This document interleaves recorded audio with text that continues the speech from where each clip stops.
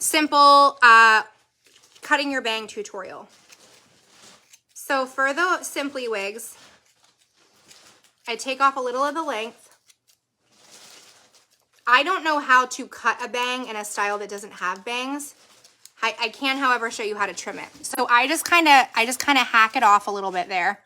And then I take and I do a little bit of like a rookie beginner point cut so that it's not straight across. So I'm just kind of like attacking it at different angles. And I'm not going super short. Like, don't try to cut it all the way up. This is still long on me, right? Like, I'm not trying to cut it all the way up here. Okay, so if you get one of these styles and you just like the bangs a little bit long on you, this is a really simple way to fix it. And then just take off a little bit more and a little bit more until it's at your ideal length, okay? So I don't know how